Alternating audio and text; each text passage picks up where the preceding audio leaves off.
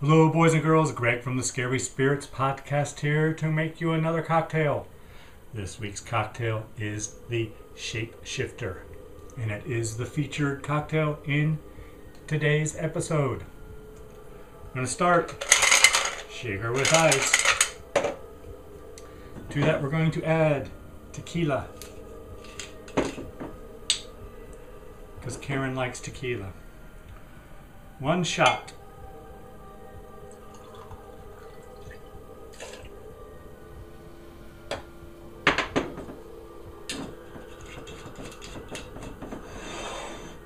We're going to follow that with 1 shot of San Pellegrino blood orange soda. Whatever.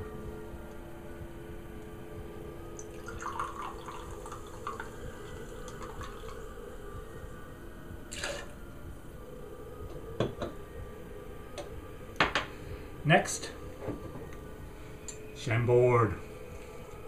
1/2 a shot.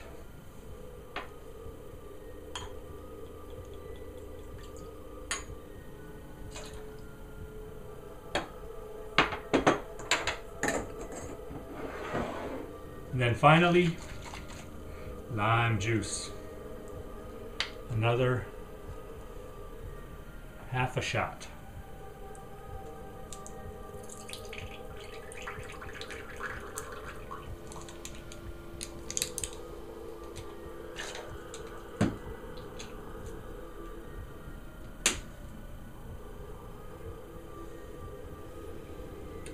There we go. Next, we shake vigorously.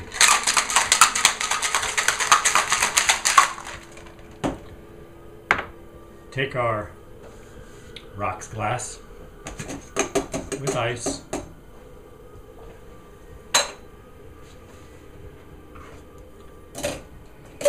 Strain over ice. The Shapeshifter. Pretty pink.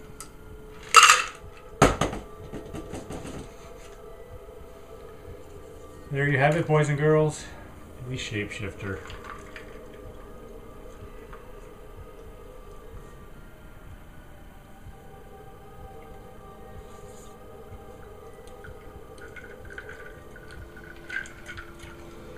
Pretty good.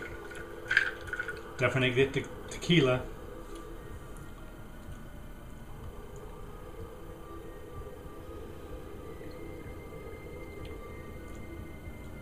Yeah, the blood orange and black raspberry go well together.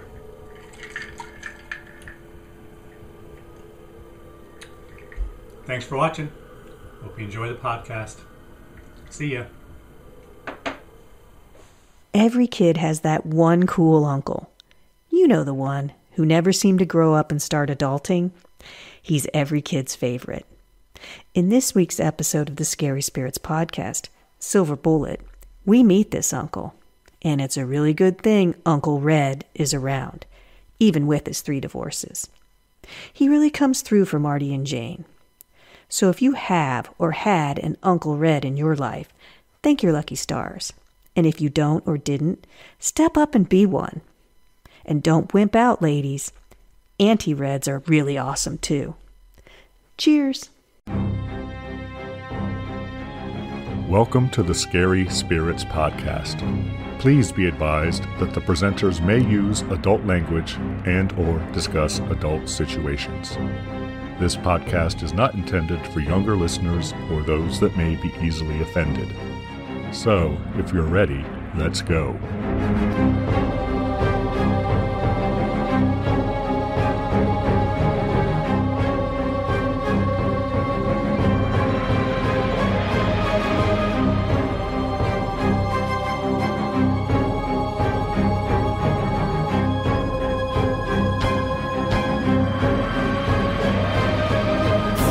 Hi, I'm Greg.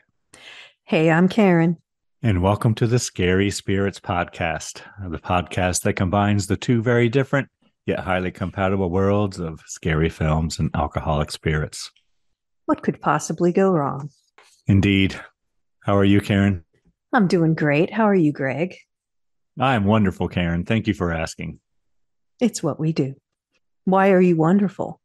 Because it's July, Karen. Just How was your feeling 4th of July? it. Awesome. Are you getting ready for vacation? Yes, I am, Karen. That is why I am wonderful. That makes sense. All right, Karen, I believe this film was your choice. Was it? Was it not? It was. And what film have you chosen for us, Karen? I have chosen Silver Bullet from 1985. Any reason you chose this film, Karen? Well, it's supposed to have a 4th of July theme. Is it? It's supposed to. It's sort of.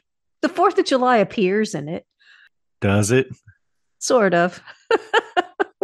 It's adjacent, but according to a website that I was looking through, it said this was a 4th of July film. It's Okay. certainly a summer film anyway. Is it? Yeah, they're out of school and off for the summer. We'll see. So that's why I chose it. And Okay. werewolves are always fun. Yeah, you remember 1985, Karen? I do. Did you see this in the theater, Karen? No. Did Oh. you? Neither did I. I haven't seen it. I've never seen it. This was the first time I ever saw it. Same. All right. Do you have a brief synopsis? I do have a brief synopsis. Would you like to hear it? I would love to. Tell me a story, Karen. When a series of unexplained murders occur in a normally quiet town of Tarker's Mill, the residents decide to hunt down the killer. However, many of these vigilantes end up dead, and those who don't are no closer to finding an assailant. But when a young wheelchair-using boy named Marty encounters a werewolf one night, the pieces begin to come together. Along with his sister and Uncle Red, Marty begins a mission to capture the werewolf once and for all. Thank you, Karen, for that brief and accurate synopsis, I would say. Mm-hmm. Little bit of a spoiler alert, but Yeah. Do you have a cocktail, Karen? I do. It's called the Shapeshifter. The Shapeshifter. Fitting. I thought so. How would we make this cocktail, Karen? You're going to need 1 shot of tequila, half a shot of Chambord, and half a shot of lime juice, with some extra soda water if you like, and also 1 shot of Tru Blood, which is a drink they used to sell back when that was a very popular series on HBO. Most people won't have that anymore, so you can use an orange soda or San Pellegrino sparkling water, orange flavored. Add the tequila, the Chambord lime juice, and Tru Blood into a shaker with ice. Shake vigorously. Pour into a rocks glass over ice and top with the soda water. If you're using soda or soda water, I don't add that to the shaker because there's a lot of fizz involved if you shake vigorously. Probably a good idea. So I add it after, but this says to go ahead and put it in there. So whatever you want to do, you can do. Maybe it gives it extra oomph. And what did you use as your shot, Karen? I used an ounce. Okay. What did you use? Oh, an ounce. Of course. I thought maybe you'd go with 1.5 ounces. No. Come on, Karen. You should know me better than that by now. I should. Should we give our listener time to make their own, Karen? Yes, we should. Hold on.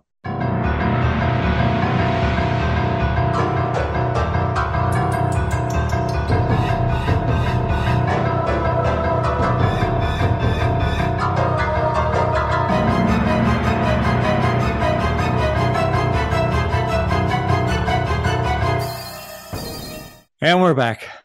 Yes, we are. All right, Karen, are you ready to get into this film from 1985, Silver Bullet? Absolutely. Did Based you watch on it? a Stephen King novella.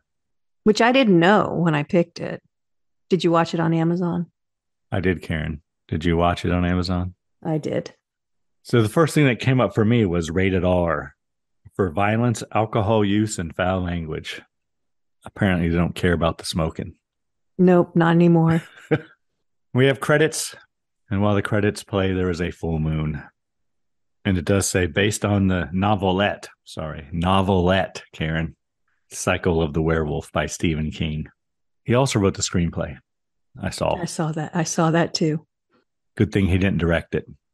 Yes, absolutely. Although there might have been better music if he had. True. The music was a little lacking. So we learn it is the spring of 1976, Karen. The spring of 1976. That's what it says on the screen there. Well, a narrator comes on, and it's a woman, and it's the spring a little bit before school lets out for summer vacation. And you're right, 1976. You remember 1976, Karen? I do. Some parts of it. I do too. I feel like it was a good year. I believe that's when Kiss Destroyer came out, Karen. I was thinking more of the bicentennial, but whatever. Oh, yeah, there was that thing too. Yeah, we get to talk about jarts and, all those things at big parties. So we see a man working on the train tracks, Karen. I guess his name is Arnie. He's had a few adult beverages, I think. Yeah, beers. I guess he's in charge of moving dirt from the tracks or something. I think he's clearing like the switches where the tracks change. He's clearing dirt away from it. That's what I thought. And he likes Rheingold beer. Yes, he does. He sings little songs about it. And you hear sounds coming from the wood surrounding him, but he doesn't think much of it. Then he finds a big wolf print. And then he's decapitated. Here you go. Yeah, first kill at 3 minutes and 34 seconds. I thought you'd be happy with that. Yeah, and there are wolf howls, Karen. Narrator comes on and she says that everyone thought Arnie was passed out on the tracks and got decapitated that way because there was no evidence to contradict it. That's pretty brutal. Apparently, we're in Tarker's Mills, Maine, Karen. We're in Maine. Okay. Did you know that? No, I only They knew didn't it really was say it, Tarker's did they? Mill. No. Well, not that I noticed. According to Wikipedia, it's in Maine. But we see who we learn is Brady and Marty. Well, there's a community picnic kind of going on. And it looks like it's a small community and probably most of the families are there. And the Reverend gets up to speak and the girl leaves her parents, because she doesn't want to listen to the Reverend. And that's where you learn that she was in charge of making sure she looks after her brother. Yeah, apparently they're like trying to buy like an ambulance or some shit, it looked like. Yeah, they're raising money for something. So we see who we learn is Brady and Marty with a snake, and they decide to scare Jane, right? Yeah. With the snake. And then we learn that Marty is in a wheelchair. That's not made apparent at the very beginning. No, her mom just says, make sure you look after your brother. And another little kid says, make sure you look after your little brother. So this is kind of a thorn in her side that she has to take care of her brother. But when we find out he's in a wheelchair, we see why. She has more responsibility in that way.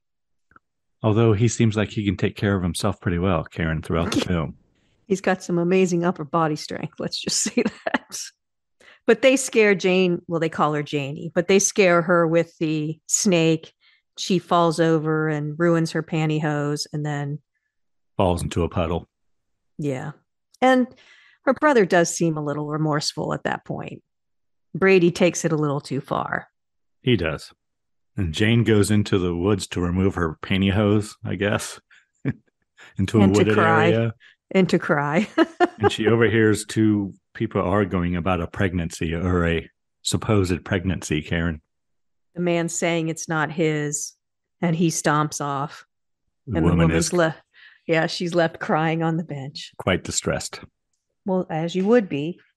Back at home, Marty asks Jane about Uncle Red, if he's still coming as they get there. And she tells him that he's getting a divorce. It's his third one, and he's a drunk.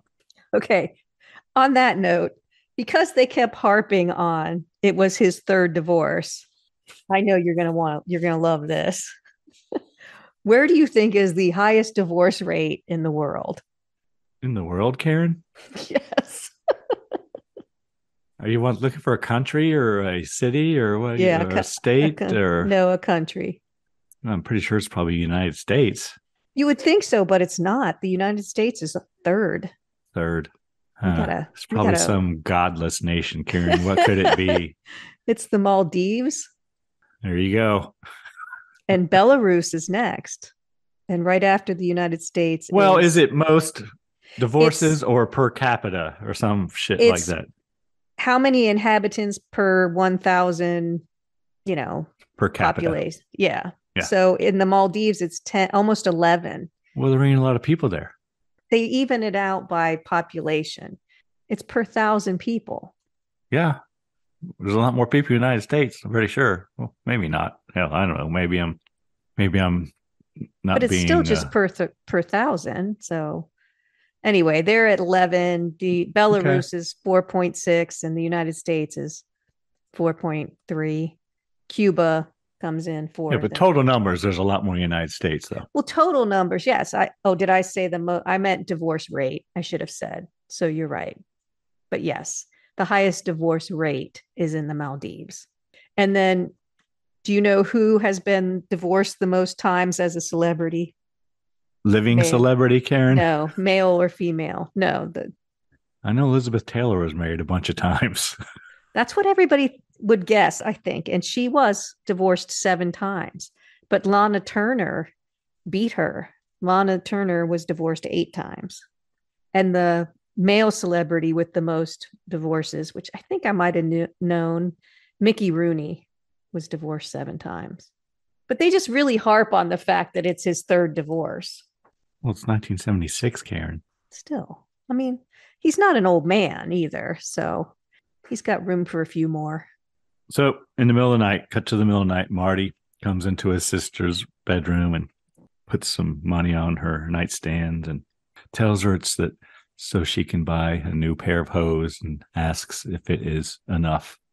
She says she can get a pair of legs or a set of legs or whatever, pair of legs down at the pharmacy or whatever for $1.49, Karen. Yep. And you get an egg too. And she probably bought them in suntan. As you do. Wasn't it Joe Namath that did those pantyhose commercials? Sorry. I don't know why that popped in my head, but it did. And they begin to talk about Uncle Red again.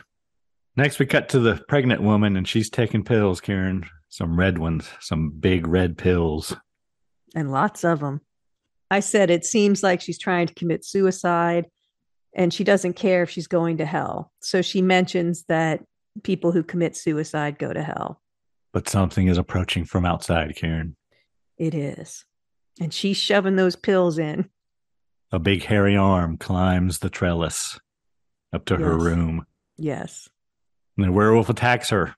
The landlady's downstairs playing her piano, and she hears all this racket, and she goes to find her gun, Karen.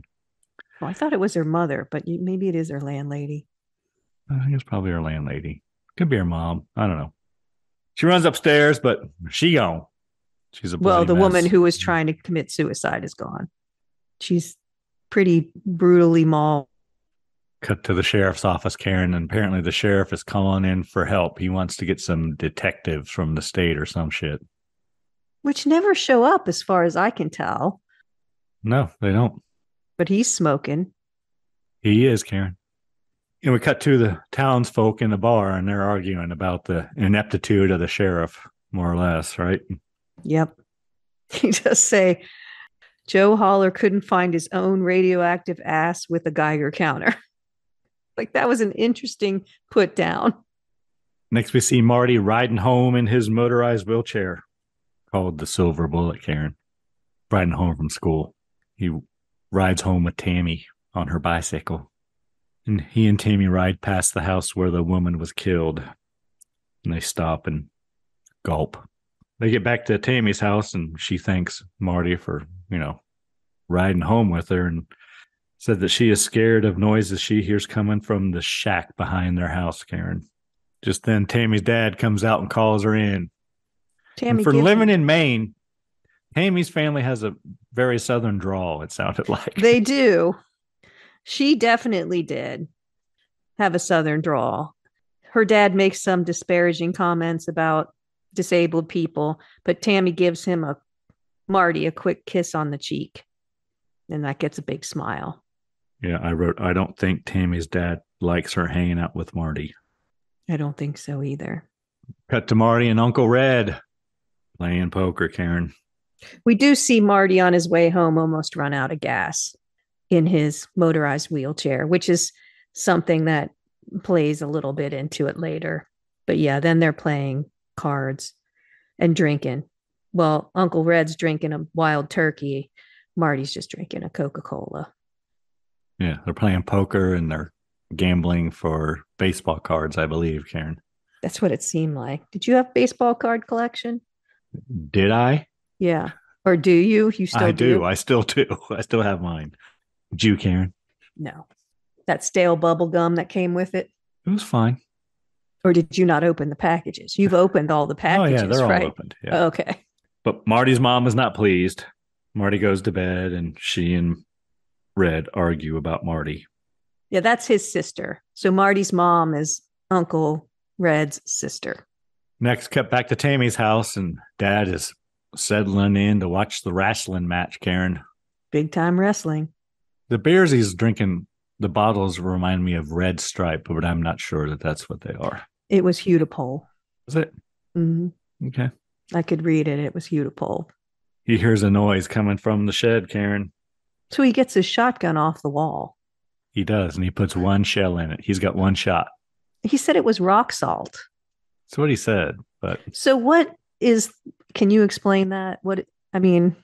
I get it's just loaded with rock salt. Does it, and it hurts when it hits you, but it doesn't penetrate your skin, or what? We would tell stories when I was a kid about the farmer behind us having rock salt in his shotgun.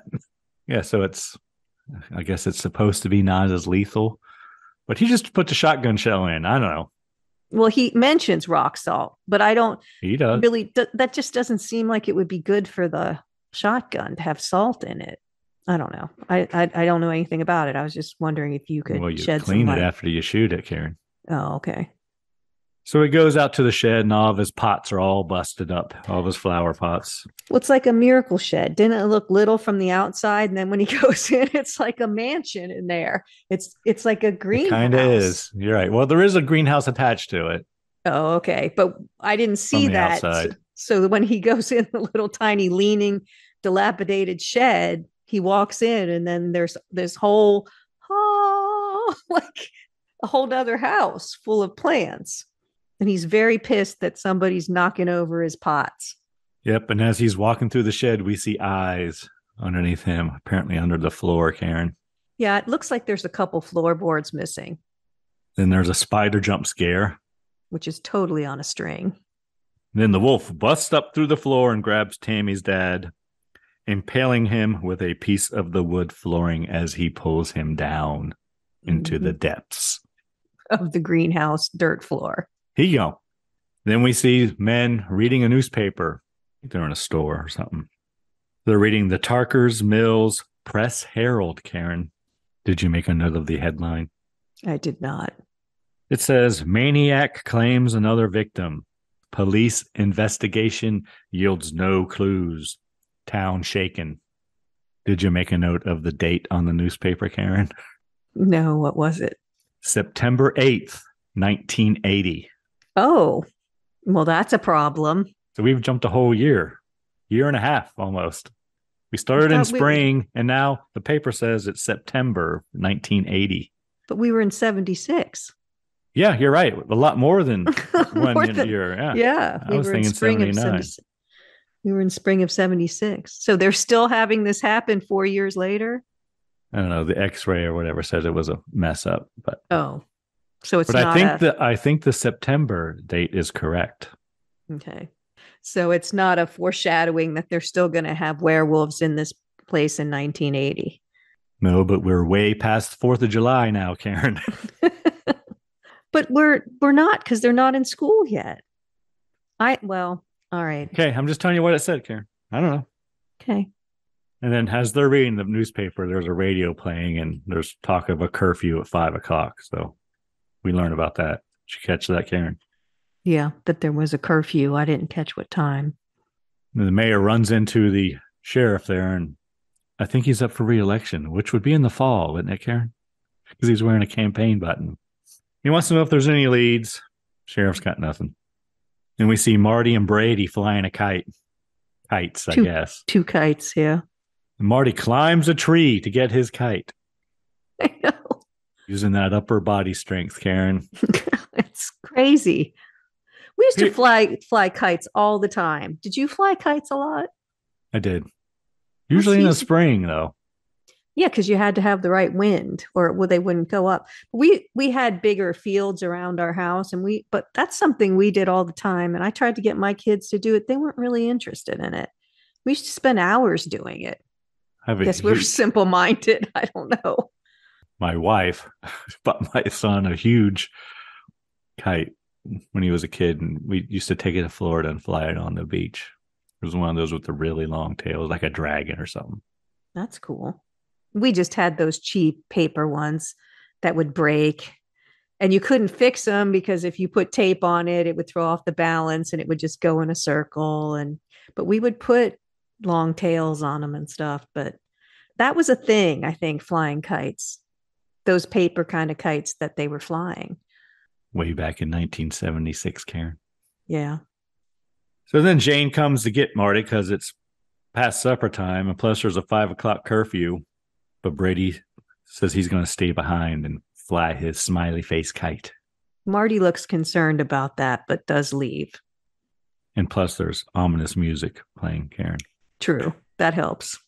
So now we're back at the bar, and they're ragging on the sheriff some more. Andy is the one who's all mad and making fun of... He and the deputy get into an argument.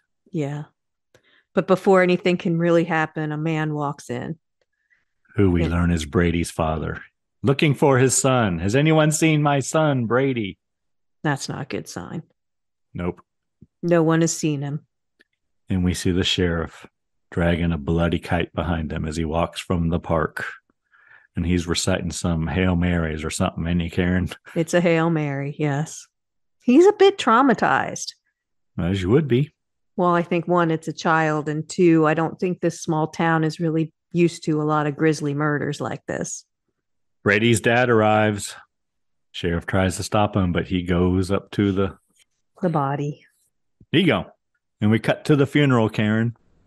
And right here, Karen, I wrote, I think it's the Reverend. He just don't look right. I said the Reverend looks suspect to me. He looks a little too handsome to be in that crowd or something. I don't know what it is. Something about his eyes and ears. And his strong jawline. Yeah. So funeral's over. Uncle Red. Well, Uncle Red barely can make it through. He pulls out a flask, but doesn't drink out of it. But he has one to get through. And the Reverend doesn't really know what to say, but he basically says, this too shall pass, is basically what he says, you know. After the funeral, Uncle Red offers to drive Marty home from the funeral in his convertible, Karen. Yes, it's a fancy little convertible. Marty wonders if the killer could be a werewolf. Uncle Red explains that psychos are more active when the moon is full. So he tries to explain it away like that. So why does Marty think it's a werewolf? He just comes up with that versus any other mythical being that might be out there? I guess because all the bodies are ripped to shreds. He did say there's got to be like teeth marks and all kinds of shit on them, you would think. He did say that Tammy told him that she heard growling noises in the greenhouse. So maybe that's where it's coming from. But it just seemed to pop out of nowhere that all of a sudden he thinks it might be a werewolf. Because is that going to be your first assumption? I don't know. Seemed a little off and convenient for me. Next, we cut back to the bar, Karen. Apparently everyone hangs out at the bar. And Andy is beginning to form an angry mob. Sheriff comes in and tries to stop him. Brady's dad interrupts them all, and he talks about his son being torn to pieces. And he is all for some private justice right about now. Yep. Angry mob leaves the bar. Preacher tries to stop them, Karen. But they leave anyway. So we see the mob hunting in the woods with lots of Froggy's Fog, Karen. Do you know what kind of dogs they took with them? I did not make a note. They took Great Danes, which I thought that's not going to work out well. But I was mistaken because Great Danes are strong, intelligent working dogs, and they're wonderful competitors in a variety of dog sports, including agility, obedience, and tracking. So they're actually good dogs for doing that. And the dogs that they have in this movie are Harlequin Danes, which are kind of rare. Just means that they're white with spots. Most Danes are solid colors. So I always wanted a Great Dane. They're pretty much couch potatoes, which is why I was surprised to see them hunting, but I was mistaken. But yes, they, as you said, there's lots of froggies. Well, it starts out, the froggies fog is kind of at ankle level when they start off this hunt. Yes. Would that be normal for Maine, Karen? Is it like the coastal redwoods or anything like that? I don't know. I've never been to Maine. We talked about months ago. I don't know. Have you ever been there? I have not. It's one of the few states I've never set foot in, I don't think. I just picture it with a lighthouse and waves on the rocky shore and everybody in those thick fisherman sweaters, the white ones. That's how I picture Maine. So they're hunting in the woods, and I wrote, the guy who looks like the mayor, does he get caught in a spring trap? I don't know if it's the mayor, but someone does. It looks like the mayor to me, but someone gets caught in a spring trap. Then we hear growls, and the mob say it sounds like it's under the fog with them. And then this is when the fog is now waist deep. Yeah. So they move through the woods. It's kind of at their ankles, and it almost seems like they are approaching a creek, maybe some sort of water source. Might be a river. They're swampy sounds. And then the fog has gone up to their waists, and then they start arguing. It's in front of us. It's behind us. And then somebody says, it's with us. And that's when the mayhem begins. And the black guy's gone. He's the first one, Karen. He gone. His face is ripped off, I think. And then another one's pulled under the fog. And he gone. And then finally the bartender, because he's carrying his bat. Which we saw earlier when the men were fighting. He had a bat which was engraved with the peacemaker on it that he used to keep the bar patrons in line. And he goes down too and is beat with his own bat. Yeah, he tries to hit it with the bat a few times, but then the bat gets taken from him and he gets beaten with it. And he gone. Which is where the special effects was especially bad, I think, when it was just the arm. They did a lot of that just arm stuff, probably to save money. And we cut to a funeral, Karen, and the congregation is lots of caskets. Yeah, and they're singing Amazing Grace, and they're swaying back and forth, each row swaying in a different direction. I was like, what the hell is this? Quite the choreography. Then the congregation begins turning into werewolves, Karen, as the Reverend is trying to, comfort preach them. to them.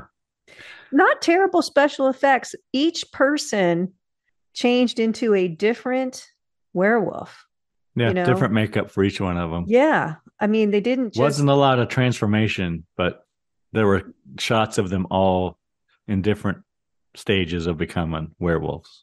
Right. And all different hair. And you could tell all of them were different, which I thought was well done. For such a short scene, I was surprised they spent so much money on it, basically. A good one. So the Reverend's watching all this happen. And he wakes sweating. Up screaming. Yes. So it was a dream. It was all a dream.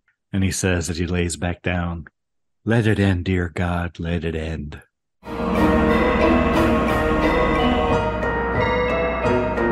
Hey, you're already halfway through the podcast. What do you think? If you like what you hear, can you take a minute and follow us on social media? At Scary Spirits Podcast. We're on Instagram, Facebook, YouTube, and Twitter. Thanks so much for listening. Now let's get back to the show.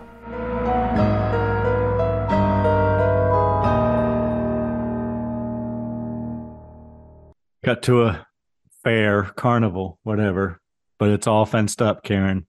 And the sign says, fireworks canceled. And it's over a sign that says October 1st. Really? Yes. So apparently apparently they have their fireworks on October 1st for some reason. I thought it was 4th of July fireworks. They're not in school. The dates are all over. Just telling you what it said, Karen. And we see people starting to leave town too. Well, that would be an option at this point. Uncle Red makes a new wheelchair for Marty. It looks like a 3-wheel motorcycle, Karen. I'm pretty sure that's what it is. That's definitely what it looks like. But his wheelchair wheels still function too, somehow. because he uses them later. But it seems like when he starts going about 60 miles an hour, that those wouldn't be able to withstand that. But whatever.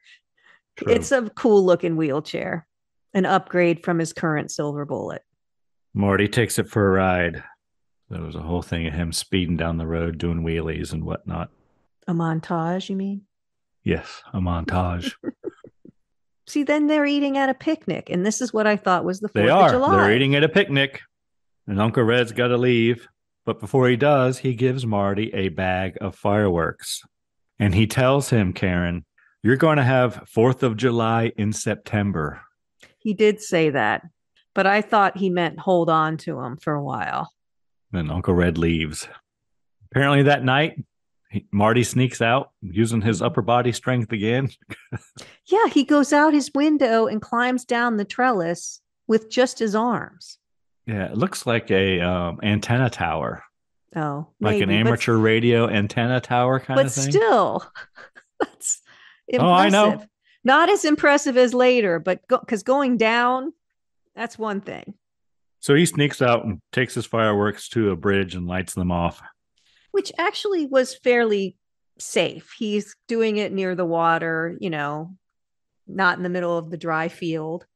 Werewolf sees the fireworks and comes after Marty.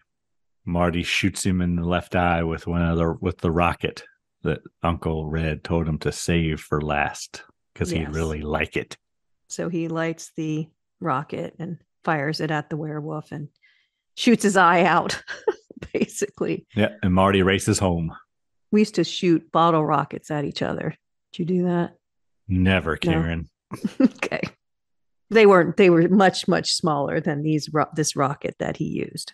But so he goes back home, just like you said. And then what does he do? He climbs up the trellis or tower or whatever it is. And gets into his window with just upper body strength. And into his bed, which is right outside the window. But there's no way that could happen. But anyway. And he calls Uncle Red. I think it's the next day. Tells him the next morning. Tells him what he saw. And I wrote, Uncle Red really likes his wild turkey. Yes, he does. There's a bottle on the nightstand there, too. And he's not alone. Oh, he isn't. But Marty says he saw the werewolf, and Red is like, just let it go. He's like, you're bugging me now. This isn't real, whatever. And basically hangs up on him. Marty tells Jane, his sister, the story. And they decide to search the town for people with an injured left eye. Well, Jane does. Marty just stays home. Jane's going out pretending she's collecting bottles and cans. Well, she is collecting bottles and cans. Well, she is, but that's her ruse. As a means to go to all the townsfolk and find someone with an injured left eye. I used to collect bottles and cans too. Mostly bottles. I did too. 10 cents? Yeah. My kids thought that was ridiculous, that we would walk along the highway. You could buy a pack of cigarettes for $1 back then, Karen. Yeah, that's what I used mine for. So as she's collecting and going door to door, she begins to doubt Marty's story. Well, so after she's gone through the whole town, basically. I thought it was pretty brave of her to do that. She takes all of her bottles and cans to the church, I guess, where they're all being collected. And we see the Reverend with an injured left eye, although Jane doesn't see it yet. But we do, yes. So Jane takes her cans and bottles to the garage. And then we have a hamster startle scare, Karen. It was a hamster. Supposed to be a mouse, I'm guessing. And she falls back into a big pile of cans. And when she does, she finds the bartender's broken bat in the pile. Yes, because she can read, it says the Peacemaker. Even though it's in pieces, she can still read that. And the preacher comes to check on her, Karen. You think that's all the beer from the crew? Remember the Curse of the Blue Lights, and they talked about how much beer they drank? There was different kinds. There was Budweiser, there was Miller. I saw Schaefer, which my brothers used to drink when they were young. I did notice that they had Coke and Pepsi as well, too. So there wasn't really any product placement going on. No, there's lots of beer in this movie, but and some of it they say by name and some of it they don't. But basically, the preacher knows that she knows. Now she turns around, she sees that his eye is injured. And obviously the werewolf knows who shot him in the eye. So he assumes, because she doesn't react, she doesn't say, "What happened to your eye?"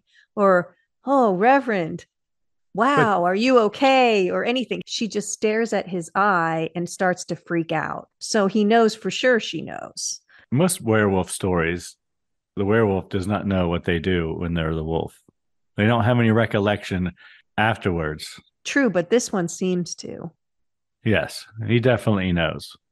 If she had reacted normally, like, "Oh, Reverend, what happened to your eye? Does it hurt?" Like she just stared at him, freaked out, and said she had to go home and help her mom make dinner. So he knows she knows.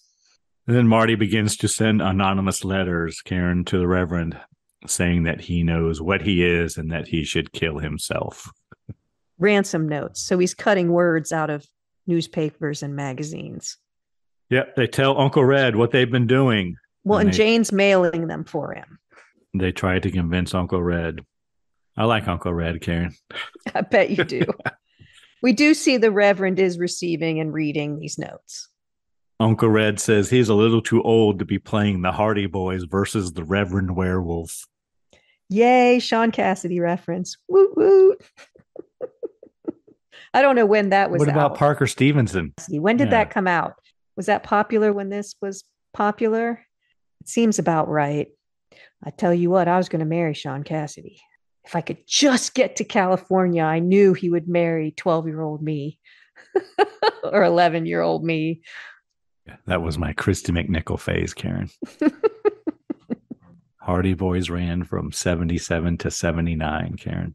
So it's too early for that. The Hardy Boys, Nancy Drew Mysteries. So he's talking about the books, not the show. Yeah, he is. I assumed he was. So it's not really a Sean Cassidy reference, but I'm going to hold on to it. You do that, Karen. It makes my heart happy. Next, we see Marty watching the boys play baseball. And I wrote, it looks awful warm for September. And we do see that Marty... Especially in Maine, Karen. The leaves haven't even started turning. Marty, Jane, and Red do park outside the church and watch the Reverend, but he's just acting as if he's normal. And Uncle Red says, if you had hit him in the eye, he would be at the hospital. He wouldn't be able to be doing this stuff. And then Marty said he shot him when he was a werewolf, not a man. And they talk about that because he's painting the thermometer. Remember when they used to make the thermometer and as you gave money, it would go up and up? I did that last Halloween, Karen. Well, there you go. I was collecting money for St. Jude. The thermometer sign in my front yard. Nice. But yeah, Marty's watching the kids play baseball in their shorts. Yeah. It's summertime. Yes. And the preacher's watching Marty. You get lots of close-ups of legs, which Marty can't use. But the kids do ask him if he wants to go get a soda afterwards. And he said no, he's going home. So yeah, they're buddies. They're friends or whatever. They treat him nicely. Marty leaves. Preacher follows. Preacher tries to run Marty off the road. And Marty's almost out of gas, Karen. Again. He passes a sign that says, bridge unsafe and condemned. Caution, no trespassing. So the preacher rams him at least twice. Only twice or 3 times. But this is where a couple times. He's on the bridge. The preacher rams him. He can't start his wheelchair, but his front wheel is off the bridge a little bit. And so he uses his wheelchair wheels to pull himself back. So they still touch the ground. And he finally does get his wheelchair started. And they're doing a high-speed chase on some backcountry roads. And then he turns on to where the bridge is. It's a covered bridge under construction. Oh, I'm not sure it's under construction, Karen, but it's condemned. Oh, I thought it said under construction. Did it say condemned? It said condemned. Unsafe and condemned. Well, he goes into it. Yeah. Preacher follows him and walks in and confronts him. In a very strange voice. Preacher says he's doing God's work. He is. He killed the woman who was going to commit suicide, and in doing so, he saved her eternal soul, Karen. He saved her from damnation. And burning in hell, yes. And he says, you're going to have a terrible accident, Marty. You're going to fall in the river. Next, a farmer pulls out onto the road in front of the bridge there, and Marty yells for him. I don't know how the farmer could have heard him over his tractor, but apparently he does, and he turns his tractor off and comes back to check on Marty, and preacher leaves. Farmer says, Marty, is that you? Again, might have a southern drawl. Does he have a southern drawl? He does. It's kind of spooky in here, he says. So next, the kids are trying to convince Uncle Red again, and Uncle Red sees the damage on Marty's three-wheeler, and he begins to believe their story. Yeah, he asks Jane, what color is the Reverend's car? And she says blue, and they find the blue on Marty's fender, basically. So Red's coming around a little bit. So next he's meeting with the sheriff. Apparently he's told him the whole story, but sheriff doesn't quite believe it. And Uncle Red says, well, I'm saying that Reverend might be worth looking into. And sheriff says he can do that. That he will do, yes. Next, we see the sheriff checking out the church at night, casing the joint, Karen. Smoking his cigarette. Smoking a Marlboro. Sheriff opens the garage door and checks Well, first he knocks car. on the front door, and the Reverend doesn't answer. So he goes around back to the garage. So we don't know where the Reverend is at this point. Goes to the garage and checks on the Reverend's car, Karen. And he finds the damage on the Reverend's car that would match the damage on Marty's three-wheel motorcycle. Sheriff is confronted by the Reverend. Apparently he's in the garage hanging out. There's a back end to the garage, kind of like that shack that goes on forever. Yes. And the Reverend turns, says it's not his fault, and he beats the sheriff with the baseball bat. Well, the sheriff did pull a gun on him and said, you're going to have to come with me. And that's when the Reverend says, it's not my fault, and smacks the gun out of his hand with the baseball bat. And then it all goes to shit from there for the sheriff. He go. Yeah, he gets hit in the head multiple times. But he does get to watch the transformation. Because I thought the first hit would have taken him out, but it didn't. And then he shows him watching the whole transformation. So they show the hands with the nails, and they show the snout and all that stuff. Next, we see Marty, or the kids, and Uncle Red, I guess. And Marty gives Uncle Red a pendant and asks him to turn it into a silver bullet. Looks like some kind of Catholic charm or something, Karen. Looks like a saint medal, yeah. And then Jane gives him her cross and her crucifix, yes. Asked him to include it. And Marty believes that the Reverend will come after him, but he will wait until the moon is full so that he is at his most powerful. Yeah, so they're implying that he can change any time, but at the full moon, he's less Reverend and more monster, as opposed to other times where he can be part Reverend, part monster. Maybe that's why he can remember what's happening.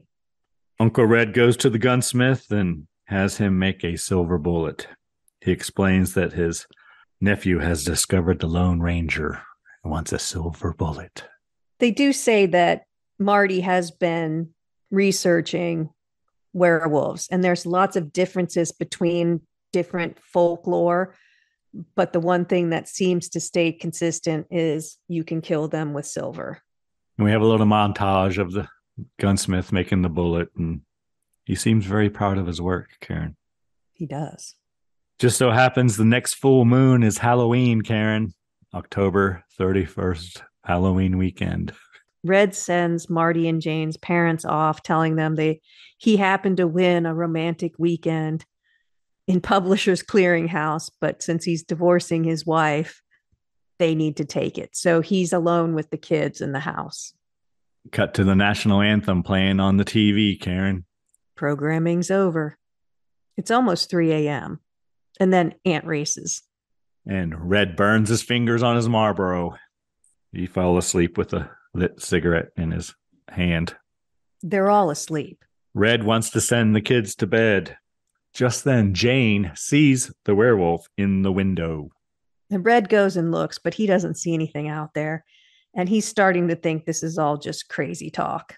Then the werewolf pulls the power on the house, Karen. And Red has taken the bullet out of the gun. Yes, he did. The wolf crashes through the wall and begins fighting with them. And in the process, the bullet goes flying out of Red's hand and down into the heater register. Yep. And the gun is dropped also. Marty reaches his hand down into the register, Karen, and eventually grabs the bullet. Loads the gun. I don't know how he got the gun. I don't remember how he got the gun. Jane got the gun. The whole time the werewolf is fighting Red and Jane, but then Red gets the werewolf off of Jane. When Jane drops to the floor, she grabs the gun, goes over to Marty, who's finally able to pull because his finger can't quite reach. And then he pulls it out of the register, and then they have the bullet and the gun. Yeah, the 44 Magnum, Karen. Most powerful handgun in the world. It'll blow your head clean off. It'll get the job done. According to Dirty Harry. Marty loads the gun and shoots the werewolf in the right eye. I know, this kid is an amazing shot. Luck. You know, I'm trying to hit him in the eye. But he took out both of his eyeballs. And it did not blow his head clean off, but the gunsmith did said he used a light load. So that's possibly why, I guess. But the wolf transforms back into the naked reverend, Karen. Yeah, why do your clothes dissolve when you... Whatever. But yes, the reverse transformation happens. Haven't your clothes ever just dissolved? Only with tequila. Which is in our drink, Karen. Yes, it is. Then we have one last startle scare. The Reverend lunges at them for one last gasp, and then he gone. Then Marty and Jane profess their love for each other, Karen. Yes, they do. And we have credits. The end. All right, Karen, anything you really enjoyed or were pleasantly surprised by in this film from 1985, starring Corey Haim and Gary Busey? I thought the special effects were pretty good most of the time. I really liked the church scene where they had all of the different werewolf, looks, for lack of a better word. I thought that was good. I thought, Corey Haim's a decent actor. I think Gary Busey was a good fit for that role, where he seemed irresponsible, but the kids trusted him and liked him, which can happen with your crazy uncle, where the kids like him more than the parents do. The dates were all over the place, but I thought it was the summer. I thought it was a 4th of July movie, but apparently it was not. So I apologize for that. And I liked the kind of unique take on, like you mentioned, that most werewolves don't remember what happened. I thought it was kind of cool that they brought up this concept of when he was the most powerful during the full moon, but other times he was less monster and more human. He didn't have his full potential. I thought that was a kind of neat concept that I hadn't heard before. So I like that. What about you? Did you like anything about it? I thought in general it was well acted. I thought Corey Haim was good. I thought Gary Busey was really good. I really liked him in this. Like you said, the funeral scene where the Reverend is dreaming, I thought that was really good. I really liked that. It's probably my favorite scene in the movie. Probably. Mine too. Yeah, I think so too. I made a note that Corey Haim in this film looks a lot like a younger Gary. They look like they could be related, which I thought was interesting. When Uncle Red's not a drunk, when he's sober. I guess when Marty was going to bed and then his mom was talking to Red, I made a note. It looks like their facial structure is kind of similar. I think that's it. It's pretty standard movie from the time, I think. I don't think there was anything exceptional about it, but it was okay, I thought. I mean, the only thing I really didn't like about it is the confusion of what time of year was it. It was all over the place, which is a detail where we always go back to who's that person? Continuity person was not on the ball on this one. But otherwise, I thought it was good. Some of the special effects were a little shortchanged, I think. There were a couple times where they just used the arm and it just didn't look right. It looked like a stick. It didn't bend correctly or something, so that was a little disappointing. But overall, I liked it. I'd never heard of it. So. You never even heard of it? No, I had no idea what it was. I just thought it had the 4th of July in it, so I picked it. I don't know. I've never read the novelette or whatever by Stephen King either. But I'm wondering if the story takes place at I don't know. It almost seems like they wanted it to be in July, but they had props and everything made that weren't in July because maybe that's what the story was based on. I don't know. But Stephen King wrote the screenplay, so he should know, right? Right. But I did keep wondering what the S on Marty's jacket stood for. It was like a letterman's jacket, it had an S on it. Yeah, it wasn't for the school? I don't know. He lives in Tarker's Mills. I don't know. It could have been the Scorpions or something, like what could have been? I was just curious. I kept wondering why is there an S and not a T? Or a TM. TM would have been pretty cool. I get it. Yeah, that should be. You could do that logo pretty neat. T inside an M or an M inside a T or something like that. I thought the 80s music killed the mood a lot of the times. The 80s electronic music. Yeah. If it was done now, I'm sure that would have been much better, the music. Some of the dialogue was a little vernacular of the time, too. I can't remember exactly, but there were a couple things that were very 80s to say. They were using the cool. And it was rated R and one of the things they say is foul language. It almost seems like they tried to avoid that, though, at all costs. There was only like a couple times where usually she called her brothers, like Jane called Marty and booger. But there was one point when she says he's an asshole as she's walking by herself with the bottles and stuff. But other than that.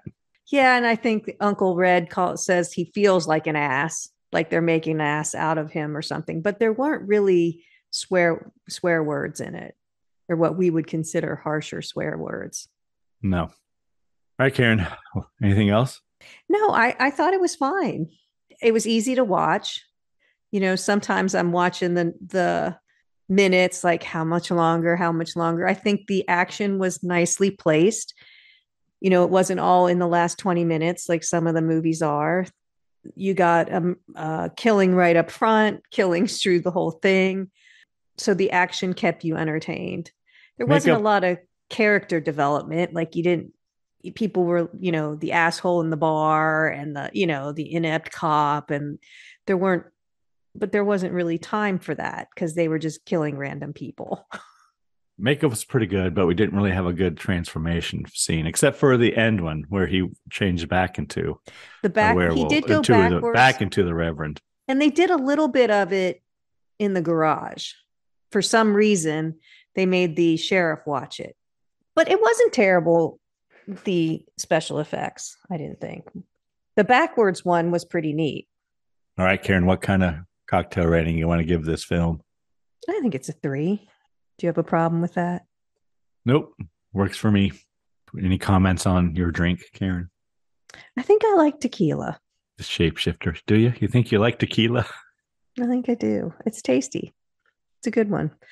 A nice switch up. We've been having a lot of vodka cranberry kind of stuff. Still using the Chambord, but or Chambord, I guess it's called. But yeah, it's good. Okay. Anything we learned today? From the Tru Blood franchise, which I really did enjoy, Tru Blood, the series. What did we learn? We learned about divorce rates and celebrity divorces and Great Danes. I tried to sneak in a Sean Cassidy, but it really didn't stick. That's okay. Talked about flying kites in our youth and baseball card collections. And Kiss the Chiller came out in 1976, I believe, Karen. Which I think we've mentioned before, but always worth a re-mention. Always. All right, Karen. Upcoming movie and cocktail?